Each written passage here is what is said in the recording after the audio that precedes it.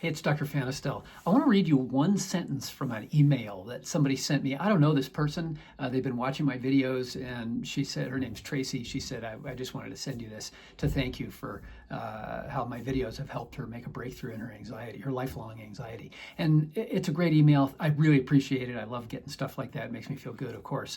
But I want to read you one line from her email. I must say, if I had to describe my relationship with my body, it would be like I was introducing myself to a stranger. That's fantastic. This is the whole essence of mind-body medicine. This is the whole understanding of what is trauma, what is anxiety, what are these uncomfortable emotions and even physical sensations that we have. These are due to discomfort with the body, and the cure is to help your brain become comfortable with the body again. Now, here's somebody who said, when she saw my videos, she'd been working with psychologists for years, had done all sorts of stuff, but this different approach, turning to the body, is what has made all the difference for her. How comfortable are you in your body? Think about it. Can you turn towards bodily sensations? This is why it all starts with becoming comfortable with the body, becoming comfortable with who you are. This is not about changing who you are. This is not about getting rid of all your trauma, getting rid of the scars that are around you. You have scars. If you've lived a life, you've got scars. This is about becoming comfortable with who you are, because we're all human, and there's nothing wrong with you because something bad happened to you. You are so much more than what bad thing happened to you, but it is part of you. And if you can't look at it and face it and notice it and name it without huge discomfort, then that's something to work on. There's a part of me under there that I don't seem to be able to look at without feeling like this. We've got to learn how to look at that without feeling like this. We don't have to analyze it. We don't have to go do an in-the-womb Reiki experience and figure all our shit out. We just have to become comfortable with who we are. And that's a big step. I'm not saying it's easy, but I'm saying this is a different approach to anxiety, to PTSD, and to chronic pain than the traditional medicine approach where, we got to get rid of it. No, you don't. You have to become comfortable with it. And as Tracy said when she started working with these ideas, if I had to describe my relationship with my body, it would be like I was introducing myself to a stranger. Start introducing yourself to your own body. This is different for everyone. It depends where you are. Some people need to start with simple breathing exercises. Can I be comfortable just watching the breath for a few moments? That's a helpful introductory tool for a lot of people. For a lot of other people, it can help to just do little active mini meditations. I talk about a couple of them. You could probably figure other ones out, of dropping the shoulders, taking a slow, deep breath, and paying attention to what that feels like. For a lot of us, one of my favorite ways to start becoming comfortable with your body is to just turn towards yourself and do a body scan. And I talk about this in other videos. And if you're someone who says, I've tried all the breathing and the body scans, it doesn't really help me, I want to point out a key difference here. We're not doing these exercises to calm down. That's not the point. The point of the exercise is just to give your brain the experience of having a bodily sensation without alarm and realizing that you can't calm yourself down in this moment all the time. That's out of your control. This is your autonomic nervous system, and nobody on the planet has direct control over everything in their autonomic nervous system. So we give up that control, but we can still teach it. And so we take these opportunities throughout the day. Let me turn towards that sensation. Not because I'm going to fix it, but because I need to give my brain a little lesson that these sensations are okay. And I'm going to give it that lesson by having the sensation and not reacting to it. That key new understanding about why you're doing the exercise has made such a difference for so many of my patients who have failed with these exercises before. You don't have to feel better after them. You have to relax into the process.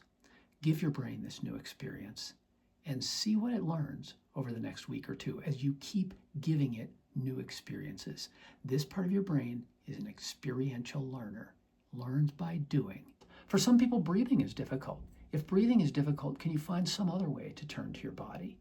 Maybe you've had shortness of breath. Maybe you got long COVID. Maybe you've got some autonomic dysfunction. And every time you look at your breathing, it starts freaking you out because it's caused a lot of problems. We can calm the nervous system down in other ways. Paying attention maybe, what does the weight of my body feel like in the chair right now? What sensations can I feel in my feet? Which parts of my feet have the most weight on them?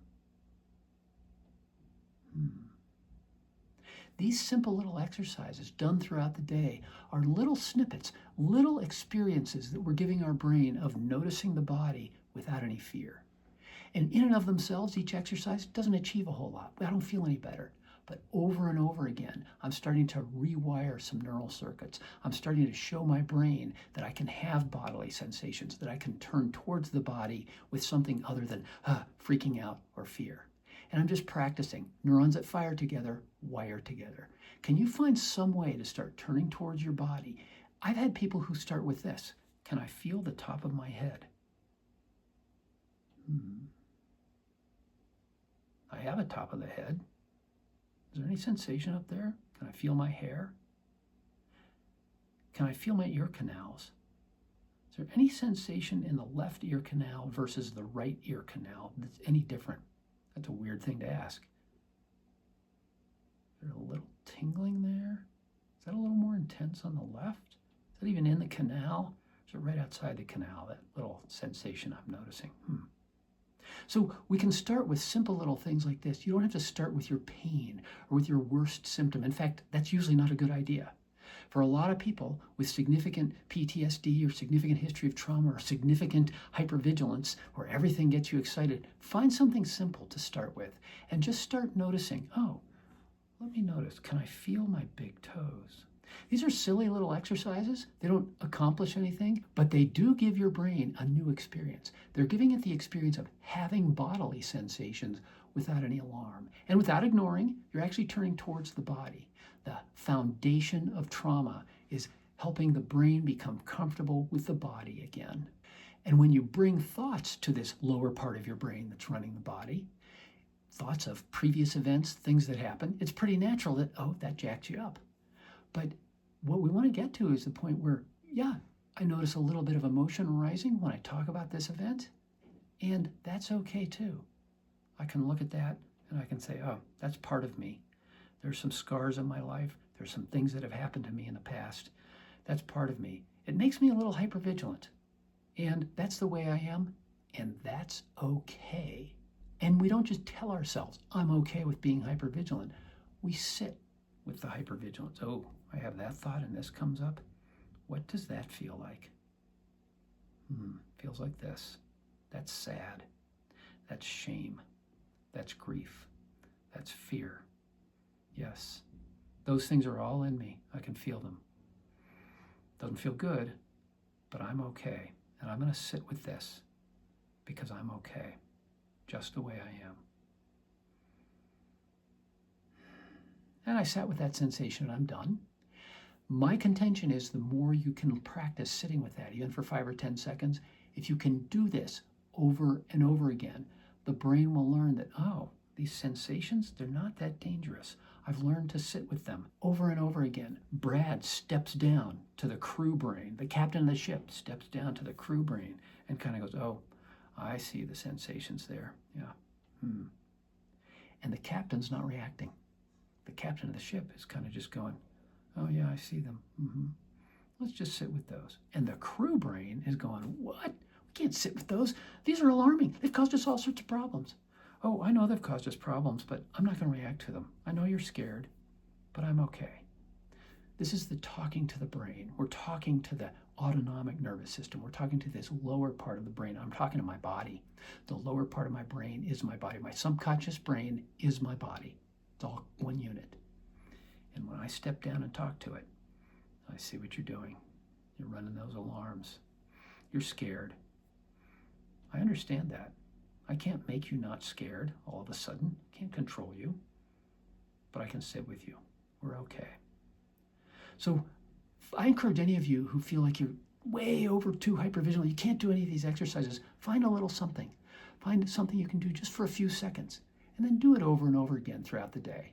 Even if each time you don't notice anything, if you can practice little body check-in exercises throughout the day for just a few moments, see what happens over a few weeks. And I've got other videos about setting an alarm and doing a body check-in that you might want to check out. All right, I just wanted to share that because it's always exciting for me to get emails from people who are getting better. There's people out there I don't even know who are sending me emails, and I love that. It encourages me, it keeps me going. So thanks again for that email from Tracy.